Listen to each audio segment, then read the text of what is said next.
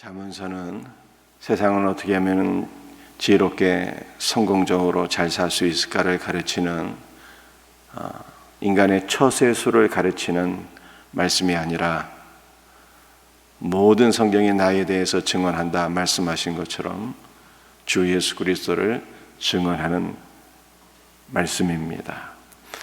오늘 잠언서 20장 21절 말씀을 함께 나누고자 합니다.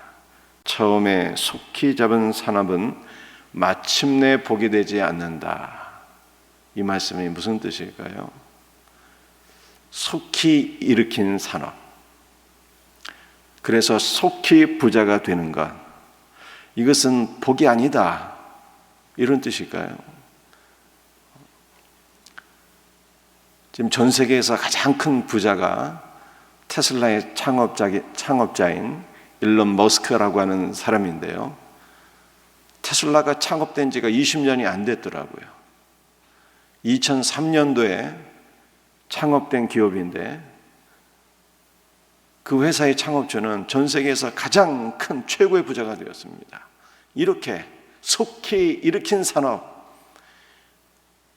이것은 오래가지 못한다, 복이 아니다, 이런 뜻이 아닌 것입니다. 이런 뜻이 아니에요. 처음에 속히 잡은 산업, 이 산업이란 말의 원어적인 의미는 부모님이 물려주신 상속재산, 유산을 뜻하는 것입니다. 그래서 대부분의 많은 영어 성경들이 이 상속재산을 유업 또는 유산으로 번역하고 있습니다. 따라서 잠언서 20장 21절 말씀은 부모의 의사와 무관하게 자녀들이 자기 마음대로 부모의 유산을 취하는 것은 결코 옳은 행동이 아니며 이것은 하나님 보시기에 가증하고 혐오스러운 일이다 라고 하는 뜻이에요. 이 산업이란 말이 유산이란 말이고 속히 잡았다라고 하는 것은요, 가증하다, 혐오스럽다 이런 뜻이에요. 부모의 의사와 무관하게 자녀들이 부모의 유산을 신속하게 물려받기 위해서 노력하는 것은 하나님 보시기에 가증하고 혐오스러운 일이라는 거예요. 여러분들 이 대표적인 것이 누가복음 15장에 기록되어 있습니다. 아버지가 멀쩡히 살아있는데 둘째 아들은 아버지에게 부모의 유산을 요구하지 않습니까? 부모가 죽어야 받을 수 있는 유산인데 예수께서 십자가에 죽으심으로써 하나님의 나라를 우리에게 상속받게 하시는 것인데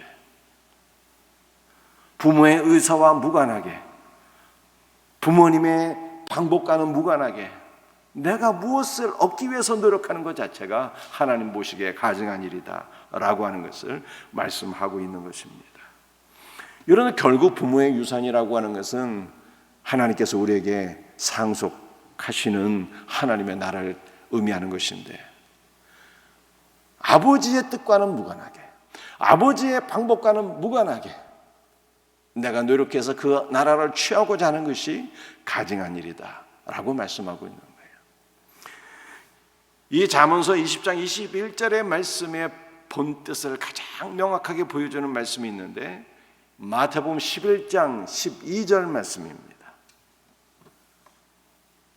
우리 마태복음 11장 12절 말씀을 함께 같이 읽도록 하겠습니다. 세례 요한의 때로부터 지금까지 천국은 침노를 당하나니 침노하는 자는 빼앗느니라. 여러분들 이 마태복음 11장 12절 말씀이 무슨 뜻일까요? 천국은 예로부터 지금까지 점점 침략을 당한다는 거예요. 잠식을 당한다는 거예요. 누가 천국을 얻을 수 있을까? 믿음으로 돌진하는 사람이 천국을 얻을 수 있는 것이다. 우리가 얼핏 보게 되면 이런 말씀 같은데요. 이런 말씀 같은데 이 마태복음 11장 12절은 전혀 이런 뜻이 아닌 것입니다. 마태복음 11장 12절에 참 의미가 무엇일까요? 천국은요, 강력한 힘으로 뻗어나온다는 거예요.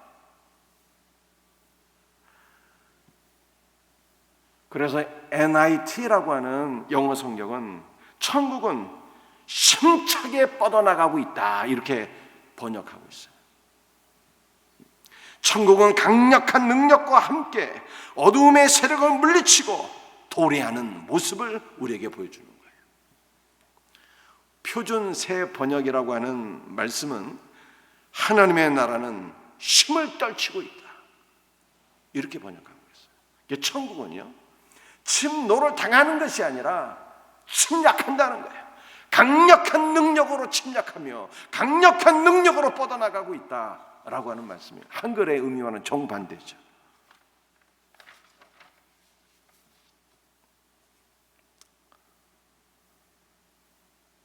마태복음 11장 12절에 천국은 침노를 당하는 것이 아니라 강력한 능력으로 침략하는 거예요. 뻗어나가고 있는 것입니다. 전 세계 모든 나라와 모든 민족을 향하여 주 예수의 말씀이 성령의 능력으로 뻗어나가는 거예요. 확장되는 것입니다. 하반절에 침노하는 자는 빼앗는다라고 하는 것은 어떠한 의미가 있을까? 이것은 두 가지로 해석할 수가 있어요. 침노하는 자는 빼앗는다라는 것은 침노하는 자가 누구일까라고 하는 거예요. 침노하는 자. 그것은 바로 천국의 왕이신 하나님을 뜻하는 거예요. 하나님께서 두 명의 정탐꾼을 보내서 아무리 족속을 멸하신 것처럼 침노하는 자는 하나님이요 하나님의 말씀이요 하나님의 말씀이 모든 것을 침노하고 빼앗는다는 거예요. 우리를 그리스도의 것으로 취하시는 거예요. 이 침노하는 자는 두 번째 해석이요, 바로 성도를 가리키는 성도를. 하나님의 나라가 성령의 능력으로 강력하게 뻗어나가고 있는데 강력하게 뻗어나가는 하나님의 나라가 우리를 부르신다는 거예요. 하나님의 나라가 우리를 부르셔요. 사울아 사울아 내가 왜 나를 핍박하느냐 라고 부활하신 주께서 사울을 부르시며 그에게 말씀하셨던 것처럼, 사울을 콜링하셨던 것처럼 강력하게 뻗어나가는 하나님의 나라가 우리를 부르시는 거예요. 천국의 부르심을 들은 성도는 어떻게 반응하는 것입니까? 천국의 부름을 받은 성도는요, 그 나라를 향하여 강력하게 또한 돌진하는 것입니다. 천국의 부름을 받은 예수님의 제자들은 어떻게 했습니까? 자신의 생각도 바로 버리고 가족도 버리고 모든 것을 버려두고 천국을 향해 돌진했어요. 주 예수 그리스도를 따라가며 그에게 사로잡혀서 하나님의 나라를 위해서 위대하게 쓰임받은 일꾼들이 된 것입니다. 그런데 이 마태복음 11장 12절에서요, 이 순서가 중요한 거예요. 순서가 천국이 나를 먼저 점유하셔야 돼요. 하나님의 나라가 강력한 성령의 능력으로 말씀으로 내게 다가와서 나를 점유하시고 나를 사로잡으시고 나를 주의 백성 삼으시고 사울아 사울아 내가 어디 있느냐 부르신 것처럼 주께서 나의 이름을 부르실 때 나는 주님의 음성을 듣고 주님께로 기쁨으로 뛰어나가는 거예요. zakke오야 내가 오늘 내 집에 유하여야 되겠다 라고 하시는 그 말씀을 들었을 때 zakke오가 기쁨으로 주 예수를 영접했던 것처럼 우리는 천국의 침노를 당해야 되는 것이고 주님의 부르심을 받아야 되는 것이고 주님의 부르심을 받았을 때 주여 내가 여기 있나이다 말씀해 고백해야 되는 것이고 주님의 나라를 향하여 믿음으로 돌진하며 그 나라를 위하여 사는 자가 되어야 된다 라고 하는 것을 성경이 우리에게 말씀하고 있는 것입니다. 그러므로 마태복음 11장 12절에서 주님의 나라가 나를 침략하시고 나를 점유하시는 것이 중요하다는 거예요. 이 말씀을 잘 보여주는 것이 또한 구약 성경의 신명기 3장 6절 말씀이에요. 신명기 3장 6절 말씀을 우리 함께 같이 읽도록 합니다. 우리가 헤스본 왕 시온에게 행한 것과 같이 그 성읍들을 멸망시키되 각 성읍의 남녀와 유아를 멸망시켰으나 다만 모든 가축과 그 성읍들에게 탈취한 것은 우리의 소유로 삼았으며. 여호수아가 아모리 족속을 점령하고 모든 것을 다 탈취했어요. 여호수아는 예수님을 가리키잖아요. 여호수아는 예수 그리스도의 상징이에요. 예수님께서 아모리 족속을 점령하시고 그들의 모든 것을 다 탈취하셨어요. 아모리 족속이 누구일까? 아모리 족속이요.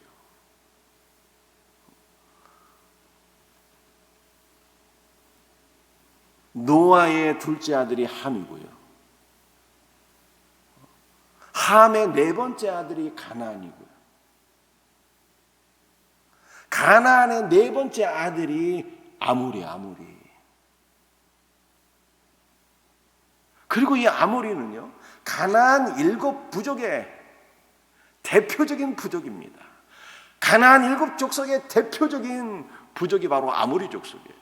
그런데 성경에서 아모리 족속을 진멸하라고 하나님께서 말씀하셨잖아요. 진멸당해야 될 족속입니다. 성경에서 진멸하라고 하는 것은 하나님께서 오직 가나안 족속을 향해서 진멸하라고 말씀하셨어요. 그 가나안 족속의 대표가 아모리 족속이에요.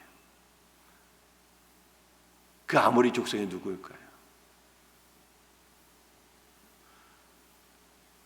이것을 잘못 해석했을 때 엉뚱한 대로 빠지게 되는 것입니다.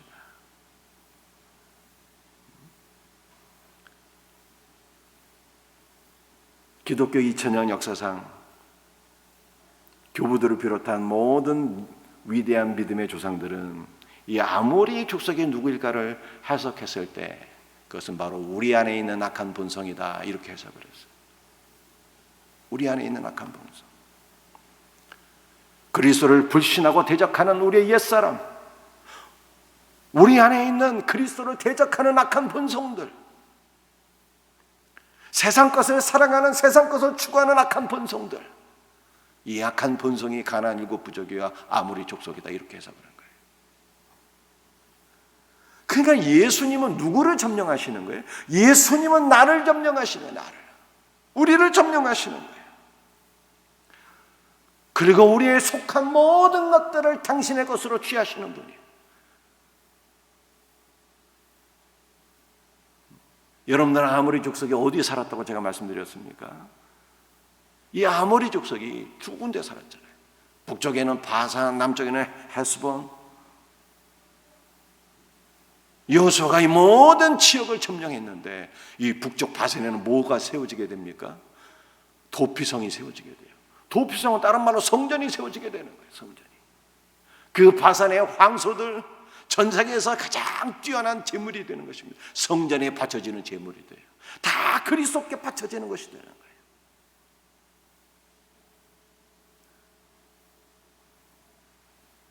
여러분들, 주님께서 나를 점령하시도록, 천국은 침노하나니 주님께서 나를 취하시도록, 나를 점유하시도록 우리는 기도해야 되는 거예요.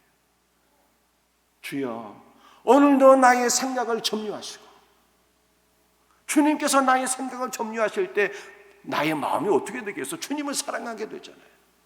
주님께서 나의 마음을 점유하지 않으면 내 마음은 자꾸만 세상으로 빠지게 된다니까요.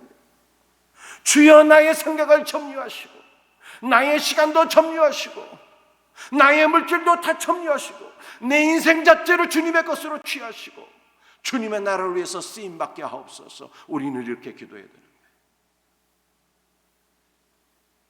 그렇지 않으면 내 마음도 세상으로 향하게 되고 내 시간도 나의 모든 인생도 주님을 대적하는 삶으로 빠지게 되는 거예요. 주여 나를 취하소서. 나를 주님의 성전 되게 하시고 나를 주님께 바쳐지는 참 제물이 되게 하시고 그리스도를 위하여 그리스도의 나라를 위하여 쓰임받게 하여 주옵소서. 기도해야 되는 것입니다.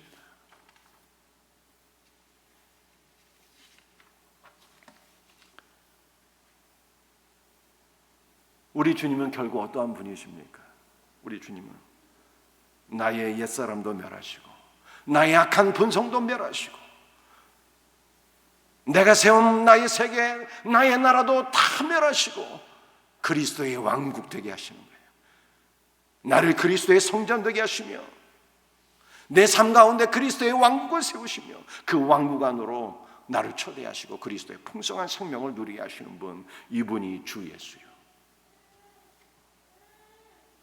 이렇게 우리의 삶이 주님께 점유당하게 될 때 우리는 비로소 어떻게 되는 것입니까? 주님의 나를 향해서 돌진하는 자가 되는 거예요. 주님을 향해서 날마다 더 가까이 나가게 되고 주님의 말씀을 취하게 되고 주님의 나라로 소망하게 되고 그 나라 안으로 더 뛰어 들어가게 되고 그 나라의 복음을 증거하게 되고 그 나라 안에서 모든 은혜와 생명을 다 누리는 자가 되고 하나님을 향해서 반응하는 자가 되는 거예요. 반응하는 자가. 마음과 목숨과 뜻과 힘을 다하여 주 하나님을 사랑하는 자가 비로소 되는 거예요. 어떻게 될 때? 주님께서 나를 점유하실 때 내가 주님을 취하는 자가 되는 거예요. 여러분들 이것이 복음인 거예요. 이것이 바로 성경이 말씀하는 거예요. 우리의 신앙이 참으로 적극적인 신앙이 되기 위해서는 주님이 나를 먼저 점유하셔야 돼요. 주 예수여 나를 점유하소서.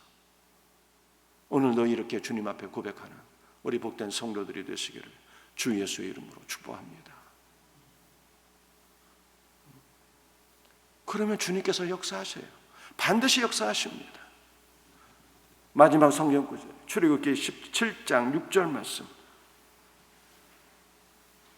내가 호렙산 그 반석 위 거기서 내 앞에 서리니 너는 반석을 치라. 그것에서 물이 나오리니 백성이 마시리라. 출애굽 이후에 르비딤에 이르게 되는데 마실 물이 없잖아요. 하나님께서 모세를 향하여 말씀하셨습니다. 모세야, 내가 한 반석, 그 반석 위에 서리니 너는 그 반석을 치라고 말씀합니다. 그 반석을 친다는 것이 어떠한 뜻이겠습니까? 그 반석을 친다는 것이. 그 반석은 곧 그리스도라. 그 반석에서 반석이신 그리스도에게로부터 생수가 흘러나온다는 거예요.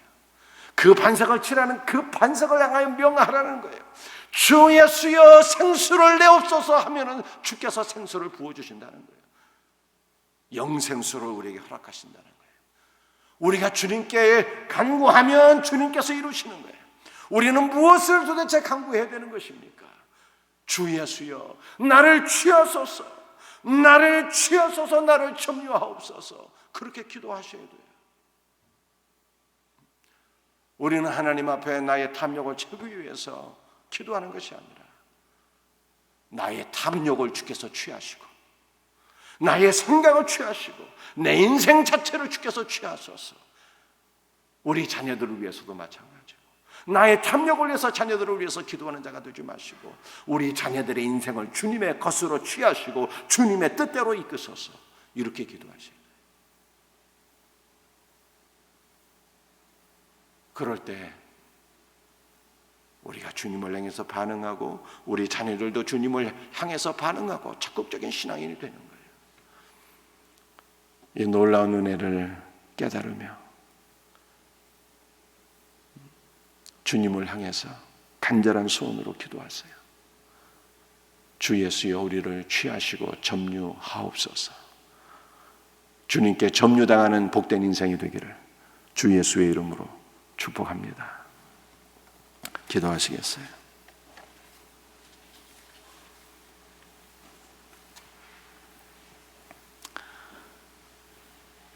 박옥화 권사님 감사 헌금 드렸습니다.